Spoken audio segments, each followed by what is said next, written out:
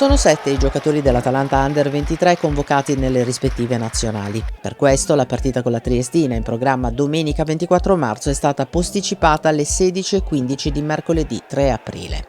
Sarà quindi un fine settimana senza partite ufficiali per i ragazzi di Francesco Modesto, che ne approfitterà per mettere a punto i dettagli in vista degli ultimi 6 impegni della regular season da disputare. Nell'ordine: Mantova e Triestina, entrambe le gare in trasferta, Pro Patria a Caravaggio, Padova in trasferta, ultima partita in terra bergamasca con la Pro Sesto e per chiudere fuori casa Arzignano.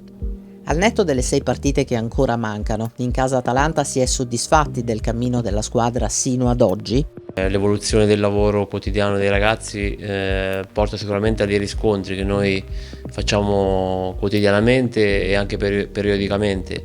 Sicuramente siamo soddisfatti del lavoro che abbiamo fatto, se ripensiamo soprattutto a quando abbiamo iniziato e a come abbiamo iniziato.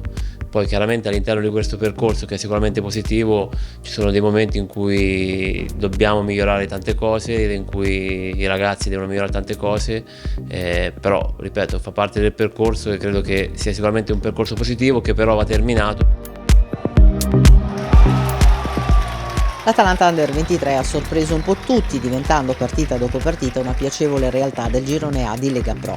La squadra è anche indubbiamente cresciuta.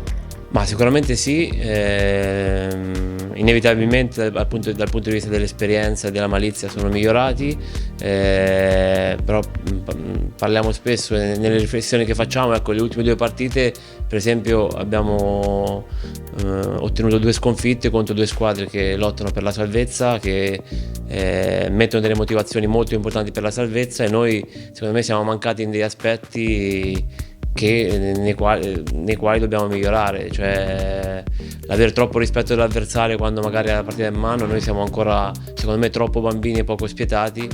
Fa parte del percorso e speriamo che nelle prossime 6 riusciremo anche a migliorare questo aspetto. 6 partite alla fine della regular season e poi ci sarà l'epilogo di fine stagione. State già pensando ai playoff? No.